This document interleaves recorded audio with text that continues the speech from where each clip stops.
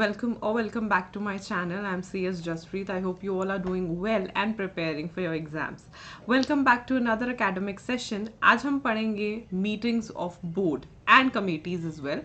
अब board meeting company law का एक ऐसा topic है जो I believe कि सबसे ज़्यादा important हम कह सकते हैं, माना जा सकता है board meeting and general meeting as well. लेकिन मैं board meeting से start करूँगी क्योंकि board meeting से आपका जो है base बन जाएगा. एक बार आपने board meeting समझ लिया, फिर हम करेंगे जनरल मीटिंग और फिर मैं एक एकेडमिक सेशन लेके आऊंगी कंपैरिजन का, क्योंकि जब हम इसे इंडिविजुअली पढ़ते हैं, ठीक है, जब हमने बोर्ड मीटिंग पढ़ा आपको समझ आ गया नोटिस क्या है, कोरम क्या है, मिनट्स कैसे बनते हैं, सब कुछ. लेकिन जब हमने जनरल मीटिंग पढ़ा तब आपने वो भी समझ में आ गया. फिर बाद में क्या होता है, आपस में चीजें हो जाती हैं क्लैश और बच्चे हो जाते हैं कंफ्यूज. तो इसीलिए हम एक और एकेडमिक सेशन करेंगे जिसमें ये दोनों चीजें जो हैं उसकी जो डिफरेंशिएशन है उसको उसमें आपको क्लैरिटी मिल जाएगी. But before that, if you're new to the channel, please feel free to check the content I create and subscribe to my channel if you have not done it yet. और अगर आपको कोई special academic session चाहिए तो उसके लिए नीचे comment section में मुझे ज़रूर बताना.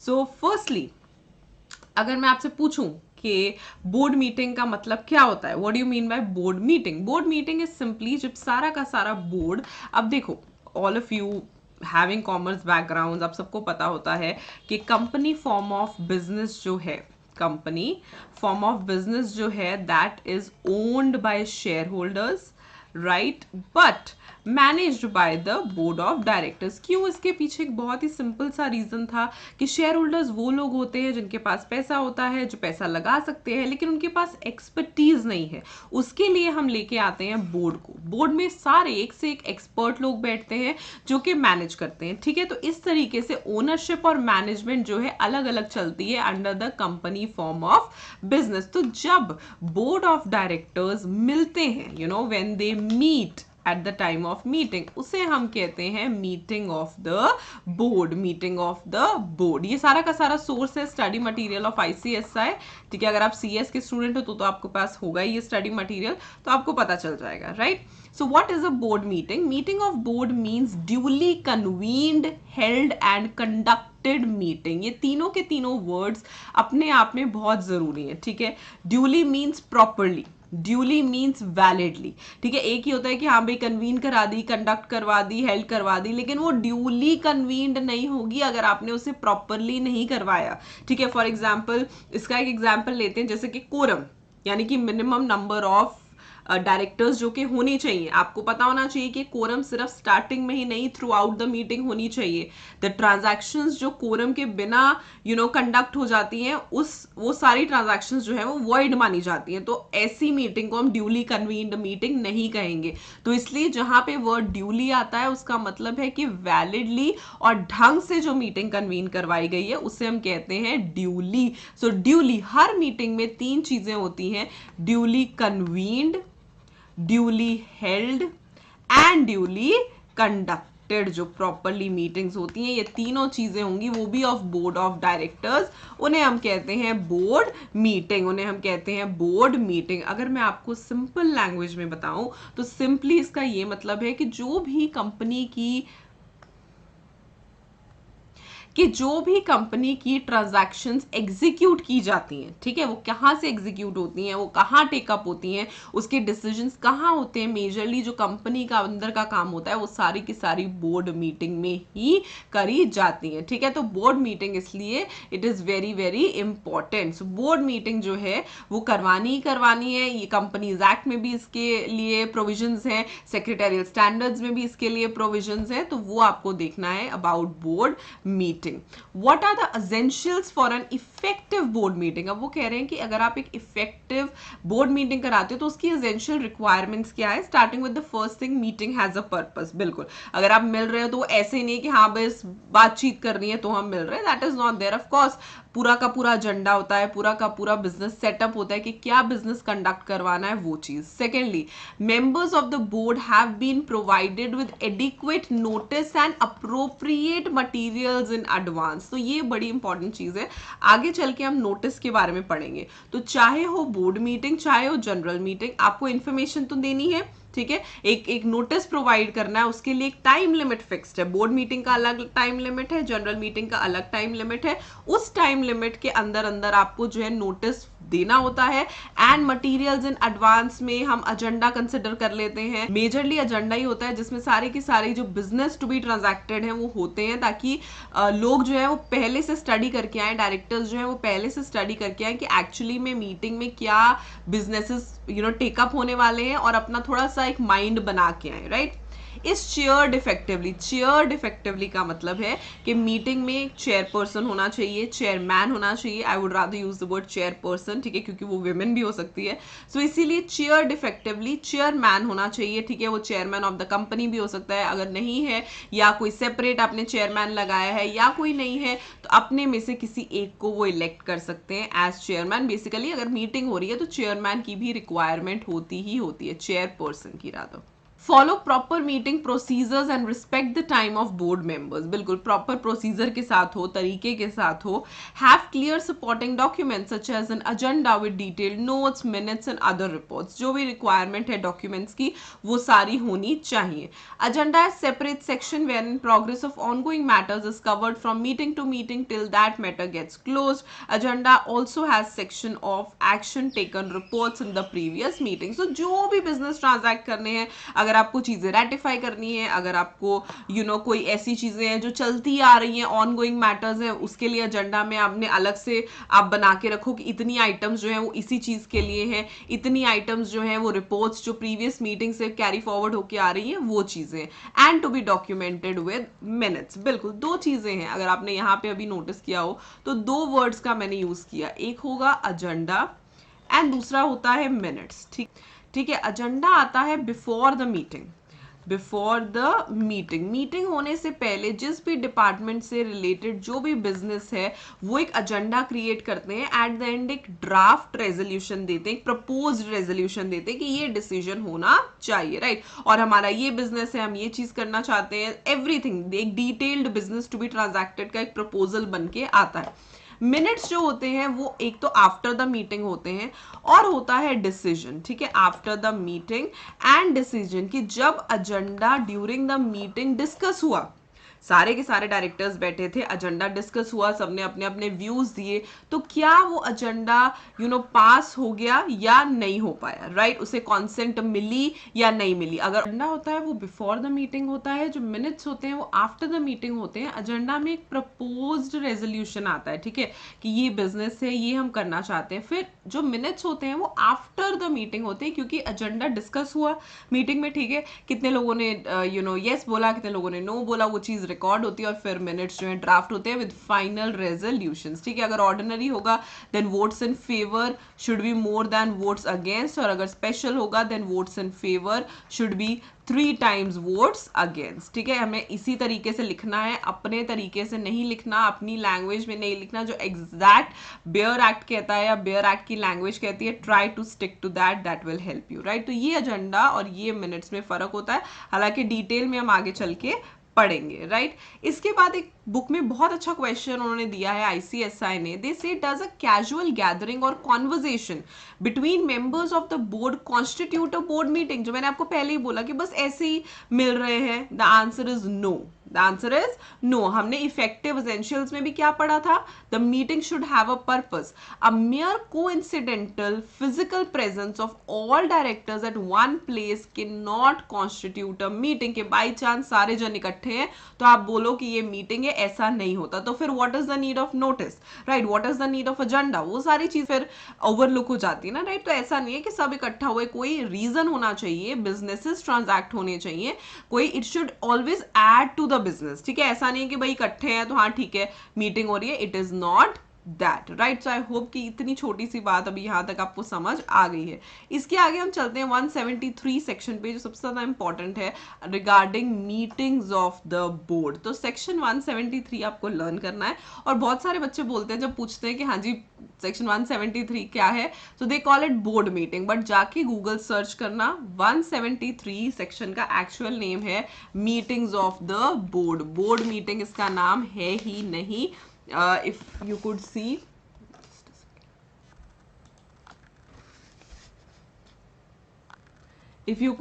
section 173 meetings of the board, तो जो नाम है now, rather I would say that जो भी नाम है try to stick to that again it will help you, right. तो सेक्शन 173 क्या कहता है कि सेक्शन 173 डील करता है कि मीटिंग्स ऑफ द बोर्ड कैसे होंगी, क्या फ्रीक्वेंसी होगी, क्या चीजें होंगी, वो सारी चीजें वो बताते हैं।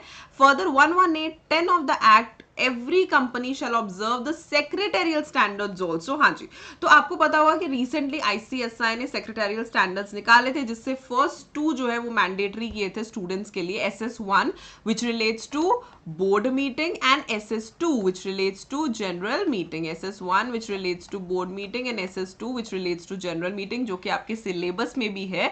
तो इसीलिए सिर्फ और सिर्फ आपको कंपनीज एक्ट कंसिडर नहीं करना, आपको क्या और चीज साथ में कंसिडर करनी है, सेक्रेटेरियल स्टैंडर्ड। सबसे पहले तो आपको कंसिडर करना है कंपनीज एक्ट 2013, उसके साथ साथ आपको चेकआउट करने हैं secretarial standards. And by chance अगर आपकी कंपनी जो है वो लिस्टेड कंपनी है, तो आगे चल के हम देखेंगे कि सेबी के जो रेगुलेशंस हैं वो भी उन्हें कंसिडर करने पड़ेंगे। तभी हम कहते हैं कि कोई भी चीज स्टैंड अलोन नहीं होती कि ये स्टैंड अलोन एक्ट है, इसके साथ और बहुत सारी चीजें हैं जो सारी चीजें हमें ऑब्जर्व करनी पड़ती हैं, राइट। तो ये चीजें आपको ध्यान रखनी है इन सारी चीजों का। Talking about the frequency, frequency जो है ये आपको नोट डाउन, मैं आपको चार्ट बनवा दूंगी, 1 लाइनर्स बनवा देती हूँ, वो आप नोट डाउन कर लेना। इट्स वेरी वेरी इंपॉर्टेंट कि कितनी फ्रीक्वेंसी, फ्रीक्वेंसी का मतलब क्या होगा, कितनी बार बोर्ड मीटिंग होनी चाहिए। तो 173 कहता है कि जो फर्स्ट बोर्ड मीटिंग है that shall be held within 30 days of the date of incorporation. जिस दिन कंपनी इनकॉर्पोरेट हुई उसके फर्स्ट 30 days के अंदर अंदर फर्स्ट बोर्ड मीटिंग हो जानी चाहिए, हो जानी चाहिए। और उसके बाद एक्ट ये कहता है that thereafter there shall be minimum 4 board meetings every year and not more than 120 days shall intervene between 2 consecutive board meetings, right. तो ये थोड़ा सा इंपॉर्टेंट है। अगर हम कंपनीज एक्ट में बात कर रहे हैं, कंपनीज एक्ट 2013 में बात कर रहे हैं फ्रीक्वेंसी ऑफ बोर्ड मीटिंग की, किसकी बात कर रहे हैं, frequency of, frequency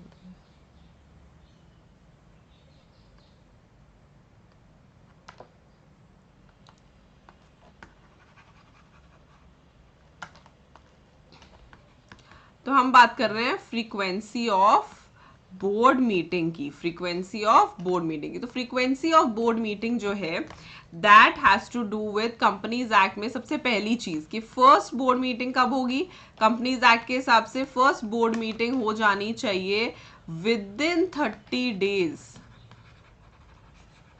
from the date of incorporation. अब ये जो विद इन का लिख के एंड फ्रॉम वाला अगर बच्चे खा जाते हैं तो वो बहुत गलत होता है, तो इसीलिए आई ऑलवेज से कि कंप्लीट लिखना है, स्पेशली जब डेज मेंशन करने हैं तो फ्रॉम कब से ये मेंशन करना बहुत जरूरी है। सेकेंडली सब्सिक्वेंट, चलो फर्स्ट तो करा ली, फिर उसके बाद वाली जितनी भी मीटिंग्स करवानी है उन सारी 4 मीटिंग्स इन अ ईयर, पहला तो number 4 meetings in a year, plus her meeting के बीच में 120 days इलैप्स नहीं होने चाहिए, यानी कि 120 days के अंदर अंदर अगली मीटिंग हो जानी चाहिए, राइट। 120 days के अंदर अंदर अगली मीटिंग हो जानी चाहिए। This is what they are saying, not more than 120 days shall intervene, मतलब 120 days से ज्यादा का गैप नहीं होना चाहिए।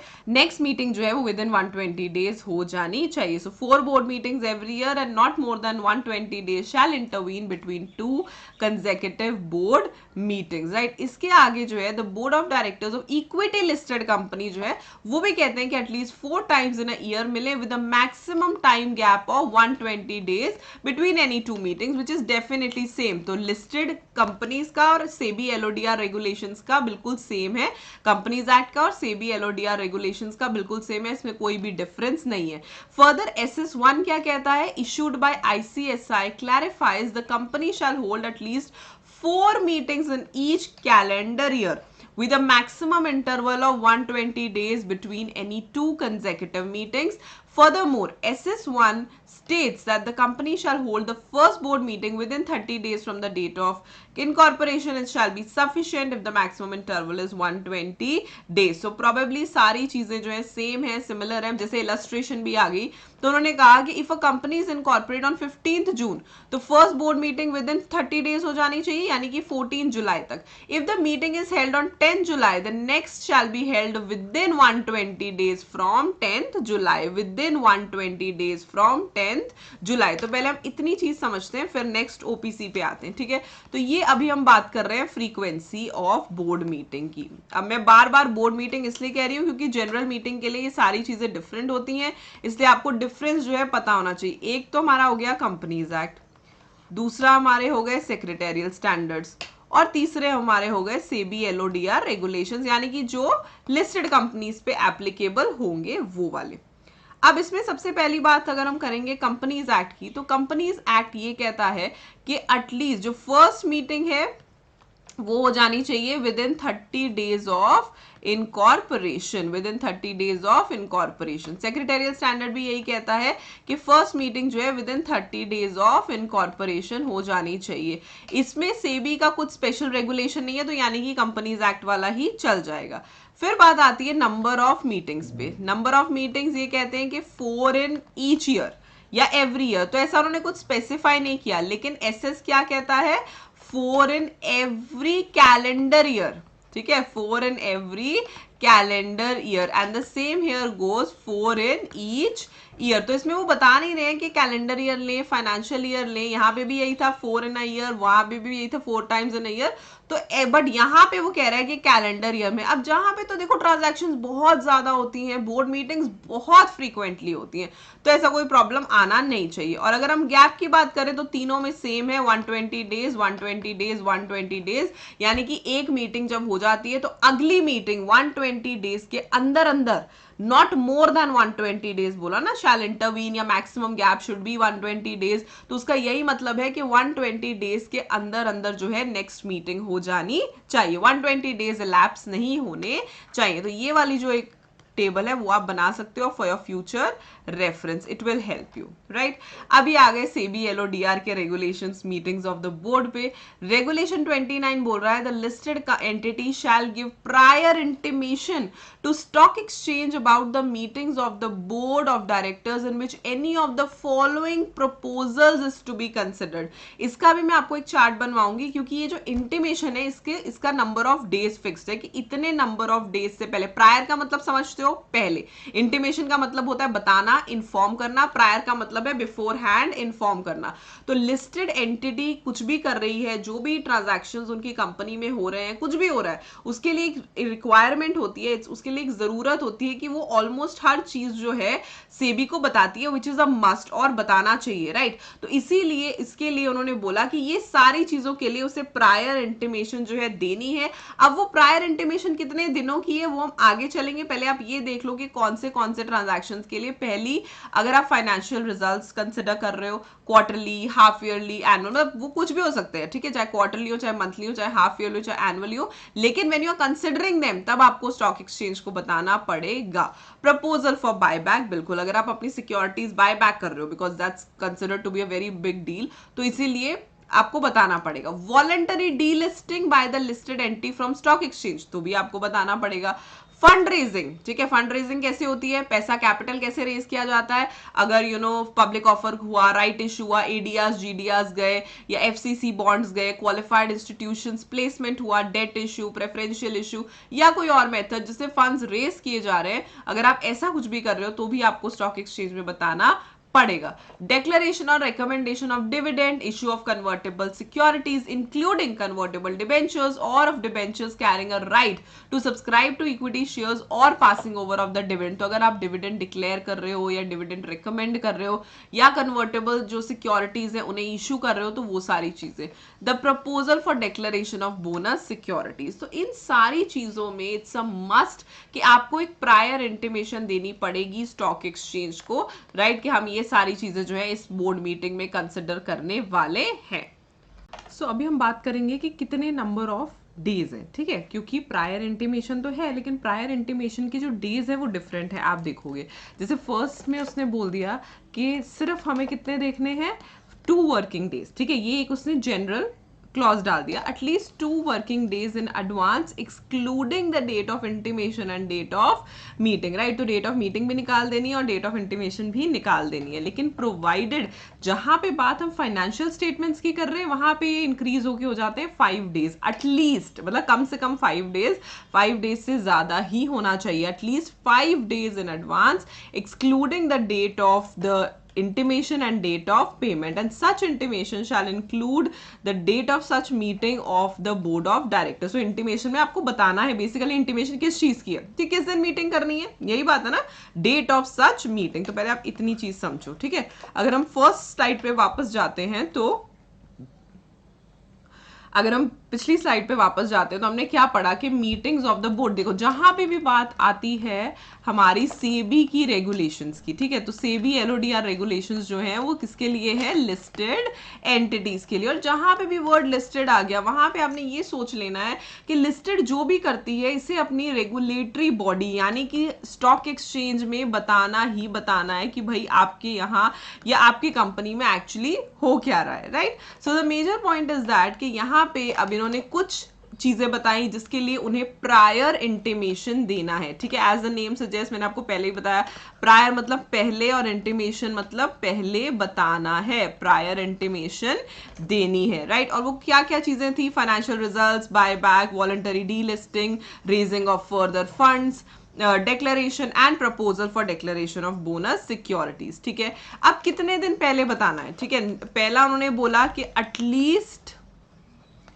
2 working days. See working word is very very important. ये वर्किंग डेज अगर आप भूल जाओगे, सिर्फ डेज ले लेते हो तो उसका मतलब बिल्कुल चेंज हो जाता है, राइट। तो इसीलिए यहाँ पे ये चीजों का ध्यान देना है कि क्या वर्ड लिखा है, क्या वर्ड नहीं लिखा। So it is at least 2 working days in which excluding the date of intimation, excluding the date of intimation and date of meeting, इन दोनों डेट्स को एक्सक्लूड करके ही 2 वर्किंग डेज जो है हमने कंसिडर करने हैं, 2 वर्किंग डे जो है हमने कंसिडर करने हैं। अब यहाँ पे एक और बात आ गई, उन्होंने बोला if you are considering the financial statements, जो फर्स्ट पॉइंट था, चाहे क्वार्टरली है, चाहे एनुअली है, चाहे हाफ ईयरली है, राइट, जिसे भी आप फाइनेंशियल स्टेटमेंट्स कंसिडर कर रहे हो उस केस में आ जाती है बात एटलीस्ट 5 वर्किंग डेज की, ठीक है। तब वो कहता है कि एटलीस्ट 5 वर्किंग डेज जो है का टाइम आपको मिलना चाहिए, का टाइम आपके पास होना चाहिए। यहां पे भी वही चीज सेम है, excluding the date of intimation and date of meeting. अब आप बोलोगे कि इंटीमेशन में क्या क्या बताना है, ऑब्वियसली इंटीमेशन में आपको क्या इंटीमेट करना है कि क्या क्या चीजें आप ट्रांजैक्ट करने वाले हो, और मेजरली डेट ऑफ मीटिंग। सबसे ज्यादा इंपॉर्टेंट चीज तो ये है कि डेट ऑफ मीटिंग जो है वो आपको बतानी होगी, राइट। बात करते हैं मीटिंग्स ऑफ कमेटीज की, ठीक है, क्योंकि ये टॉपिक जो है स्टडी मटेरियल से है, तो आपने देखा होगा कि board meeting and committee meeting उन्होंने साथ में ही दे रखी है। जो कमेटी मीटिंग्स है वो डील करती हैं schedule 1 of companies act, regulation, कुछ रेगुलेशंस है यहाँ पे, कुछ रेगुलेशंस है यहाँ पे जो आपको देखनी पड़ेंगी। बहुत ही सिंपल है, कुछ ज्यादा डिफिकल्ट नहीं है, बट आपको पता होना चाहिए। रेगुलेशन 71 टू रेगुलेशन 75 तक जो है आपको मैं बताऊंगी। सो रेगुलेशन 71 बस यही कहता है दैट द बोर्ड में subject to the provisions delegate, यानी कि दे देना, पास ऑन कर देना, ट्रांसफर कर देना। आपने अगर इनिशियल चैप्टर्स पढ़े होंगे तो आपने देखा होगा कि बहुत सारी कमेटीज होती हैं, कुछ कमेटीज मैंडेटरी होती हैं, कुछ कमेटीज वॉलंटरी होती हैं। वो क्यों होती हैं, ठीक है, let's just think about it. क्यों होती है? बोर्ड के लिए हर चीज देखना इम्पॉसिबल है, मुश्किल है, तो इसलिए वो ये चीज सोचते हैं कि अगर ये चीजें हो रही हैं तो डेलीगेशन होना चाहिए, क्यों नहीं हम एक एक्सपर्ट टीम बिठा देते हैं इस चीज पे, तो वो कमेटीज बना देते हैं। तो बिल्कुल बोर्ड के पास पावर है subject to the provisions of the act, जैसे कि ऑडिट कमेटी हो गया, सीएसआर कमेटी हो गया, हमारा एनआरसी कमेटी हो गया, तो वो सारी चीजें देख के, प्रोविजन देख के वो डेलीगेट कर सकते हैं, consisting of such member or members as it thinks fit. Secondly, any committee so formed shall, in the exercise of the powers so delegated, conform to any regulations that may be imposed on it by the board, right? और of course committee के पास जो powers है वो उसको use करे। Further जो है regulation 72 ये कहता है कि बिल्कुल कमेटी के पास भी अपना एक चेयरमैन होना चाहिए, ठीक है, जैसे हमने डिस्कस किया था, जैसे बोर्ड मीटिंग में होता है, जनरल मीटिंग में होता है। बिल्कुल देखो, हर मीटिंग में एक चेयरमैन की जरूरत तो होती है। सेक्रेटरी तो आपको पता ही है कौन होता है, सीएस, ठीक है, सीएस ही सेक्रेटरी होता है, लेकिन चेयरमैन की जरूरत होती है हर कमेटी मीटिंग में भी, हर कमेटी में भी। अब अगर कोई चेयरमैन इलेक्ट आपने नहीं किया, ठीक है, तो मीटिंग के दौरान तो हमें चेयरमैन चाहिए। पहली बात कि आपने चेयरमैन इलेक्ट ही नहीं किया। दूसरी बात कि चेयरमैन आया ही नहीं विद इन 5 मिनट्स, आपने वेट किया। तो एक बहुत ही यूनिवर्सल चीज होती है कि अपने में से सारे जो है वोट करके किसी एक को चेयरमैन डिक्लेयर कर देते हैं for that meeting, right? So after that time the members present may choose one of them to be the chairman of the meeting. क्योंकि कोई भी मीटिंग अगर हो रही है ना, तो देखो उसमें हमें चेयरमैन की जरूरत रहती है, चेयरमैन की जरूरत हमें होती। तो दो ही सिनेरियोज है, या तो आपने कमेटी का चेयरमैन ही इलेक्ट नहीं किया, ठीक है, कभी कभी कहते हैं कि भाई नहीं करना हमें इलेक्ट, या फिर जैसे इलेक्ट किया वो 5 मिनट्स में आया ही नहीं, it's his job, it's his duty, ठीक है, कि वो आए अपना काम करे, नहीं आया। तो इन दोनों सिनेरियोज में जितने भी लोग वहां पे प्रेजेंट होंगे उनमें से किसी एक को they will elect one amongst them, they will elect as chairman, और फिर वो जो है चेयरमैन का सारा काम देखेगा। चेयरमैन का होना जरूरी होता है, राइट? तो इसीलिए मूविंग फर्दर, रेगुलेशन 73 ये कहता है दैट अ कमेटी में meet and adjourn as it thinks fit. Yes, तो इसमें क्या होता है ना, कमेटी की फ्रीक्वेंसी ऑफ मीटिंग्स जो है वो एज सच कहीं प्रिस्क्राइब नहीं है। सेबी ने कहीं कहीं पे दे रखी है, बट मेजरली अगर कंपनीज एक्ट की बात करें तो कंपनीज एक्ट के शेड्यूल्स या कंपनीज एक्ट खुद इतना ज्यादा पिक्यूलियर नहीं है। दे आर ओनली लाइक वो मिले, और अगर एडजर्न होती है तो वो as they deem fit, right? या बोर्ड ने जैसे उन्हें बता दिया वैसे। और कोरम राइट, तो जैसे भी बता दिया वैसे। Questions arising at the meeting shall be determined by majority of votes, and in case of equality chairman shall have a second और अ कास्टिंग वोट। यही बात मैं आपको बोलने वाली थी, इसीलिए चेयरमैन की जरूरत होती है, right? So what am I saying कि मेजॉरिटी ऑफ वोट्स वही ऑर्डिनरी रेजोल्यूशन है, 51% ऑफ वोट्स के हिसाब से चलेगा। और अगर इक्वालिटी हो जाती है तो क्या होगा, चेयरमैन के पास सेकेंड वोट कभी नहीं लिखना, though they are using this word, हमेशा वर्ड यूज करना है कास्टिंग वोट, ठीक है, कास्टिंग वोट। ये छोटी छोटी चीजें होती हैं, बिल्कुल छोटी छोटी चीजें। मैंने कंपनी लॉ में एग्जाम्पशन स्कोर किया था because I pay attention to these teeny tiny details, right? तो ये छोटी छोटी चीजें हैं जिसको एकदम ध्यान से देखना है और लिखना है, राइट? तो ये रेगुलेशन 74 क्या कहता है, all acts done by any meeting of the board or committee thereof by any person acting as a director shall, notwithstanding that it may be afterwards discovered that there was some defect in the appointment of any or more of such directors, then one of them are disqualified, be valid that he has been duly appointed and was duly qualified to be a director। ये भी एक universal बात है जिसके बारे में आपको पता होना चाहिए, हमेशा ये चीज बोली जाती है। हमने ऐसा हुआ कि एक डायरेक्टर को अपॉइंट कर दिया, ठीक है, जिसकी अप्रूवल लेनी थी आपको, या बाद में जाके ये पता चला, फॉर एग्जांपल आपको एग्जांपल से बताती हूँ तभी आपको समझ आएगा। फॉर एग्जांपल हमने एक मीटिंग में मिस्टर एक्स को अपॉइंट कर लिया, ठीक है, उसके बाद ये पता चला दैट ही वाज डिस्क्वालिफाइड, ठीक है, उसने नहीं बताया, पता चला। अब उस दौरान उसने एक बोर्ड मीटिंग कंडक्ट कर ली, उसमें अपने वोट्स दे दिए, राइट, बिजनेस ट्रांजैक्ट हो गया, तो बाद में पता चला that this person was disqualified, या उसकी जो अपॉइंटमेंट का प्रोसीजर है वो वैलिड ही नहीं था। अब आप अपने दिमाग से सोच के ये चीज मुझे बताओ, या ये चीज सोचो कि क्या बिकॉज ऑफ दिस हम ये जो बीती हुई मीटिंग है इसे वॉइड कर देंगे, या जो बिजनेस ट्रांजैक्शंस हुए हैं उसे वॉइड कर देंगे, या मीटिंग को इनवैलिड कर देंगे? The plain answer is no, no.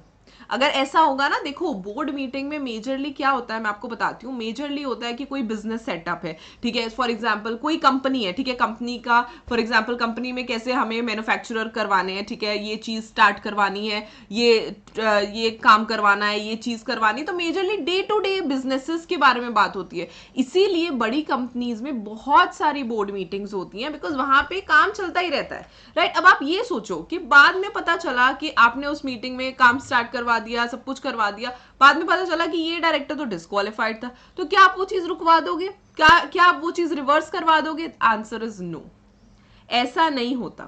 It is not practically right. इसीलिए एक छोटा सा यूनिवर्सल रूल है, वो भी ये भी हर जगह पे ही लगता है कि अगर आपको बाद में पता चलता है कि ये डायरेक्टर सही से अपॉइंटेड नहीं था, या ये डिस्क्वालिफाइड था, या इसकी अपॉइंटमेंट प्रोसीजर गलत थी, और बाद में जाके उसके अपॉइंटमेंट को कैंसिल आउट कर बाद में जाके उसके अपॉइंटमेंट को कैंसिल कर दिया जाता है, या कोई ऐसा क्लॉज था कि शेयर होल्डर्स इसको अप्रूव करेंगे, बाद में जाके शेयर होल्डर्स कहते हैं कि नहीं भाई ये बंदा ठीक नहीं है, हम इसको अप्रूव नहीं करेंगे। बाद में जो मर्जी हो, फॉर दैट पर्टिकुलर मीटिंग और for the businesses transacted we will deem that this person was validly appointed. ये हम मान लेंगे, ये हमने मान लिया कि ये पर्सन ऐसे ही अपॉइंटेड था. वी विल डीम कि इसकी अपॉइंटमेंट जो है बिल्कुल करेक्ट थी. सिर्फ जो बाद में हुआ उसकी वजह से हम पहले वाली चीजों को राइट ऑफ नहीं कर देंगे या उन्हें मना नहीं करवा देंगे. Right.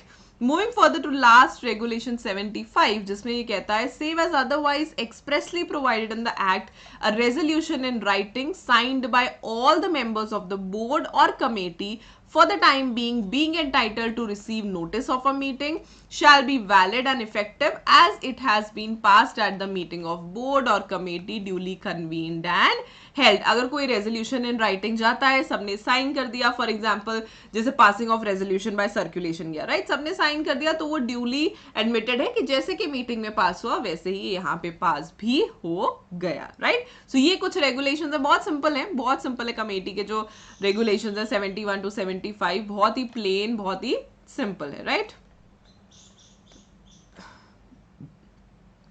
Moving further to definitely SS1. अब जो मैंने आपको बोला था, SS1 क्या कहता है, that committees shall meet as often as necessary subject to the minimum and frequency stipulated by board. क्योंकि कमिटीज जो है वो बोर्ड नहीं बनाई होती हैं, ठीक है, तो वो कहते हैं कि हम तो कुछ नहीं कहते, एज ऑफन एज पॉसिबल मिलो, as often as necessary rather. ठीक है, कि देखो कमेटी क्यों बनती है, कमेटी का एक पर्पस होता है. ठीक है, कमेटी तभी मिलेगी जब उस पर्पस को उन्हें सॉल्व करना होगा या कोई बिजनेस ट्रांजैक्ट करना होगा या कोई काम करना होगा. ऐसे बिना मतलब तो वो भी नहीं मिलेंगे. ठीक है, तो एज ऑफन एज पॉसिबल, या फिर बेस्ट है कि बोर्ड ही स्टिपुलेट कर दे, बोर्ड बोल दे कि भाई आपको इतनी बार तो मिलना ही है, कमेटी बनाई, that is best. Right. Frequency of meetings of a committee, so committee should meet as often as required and at least as often as stipulated by the board while constituting the committee. Guidelines, rules and regulations framed under the act may contain provisions. वो तो चलो जैसा है वैसे ही चलेगा, but as such कोई requirement नहीं है. Right. I hope कि यहाँ तक आपको समझ आ गया है. So thank you so much for watching this video. I hope कि आपको समझ आ गया होगा. ये पार्ट 1 है, ये बेसिक अगर आपका क्लियर है तो फिर आगे का जो पार्ट 2 आएगा, प्रॉब्ली कल आ जाएगा, तो उससे आपको ज्यादा क्लैरिटी होगी. पार्ट 2 में हम डील करेंगे notice of board meeting, quorum of board meeting and chairman and minutes of board meeting. Right. तो जो भी जितना भी पेंडिंग टॉपिक है वो हम पार्ट 2 में कवर करेंगे, लेकिन ये बेसिक्स आपको क्लियर करने सबसे ज्यादा जरूरी है. अगर आपके बेसिक्स क्लियर है, फ्रीक्वेंसी कितनी है, गैप कितना है, तो उसके साथ साथ आपका जो नेक्स्ट टॉपिक है वो भी क्लियर हो जाएगा. आई होप आपको वीडियो अच्छी लगी तो लाइक कर देना, अपने फ्रेंड्स के साथ शेयर कर देना, and do subscribe to my channel if you have not done it yet. I will see you in my next academic session. Till then, stay happy, stay blessed, and keep the preparations on. Bye.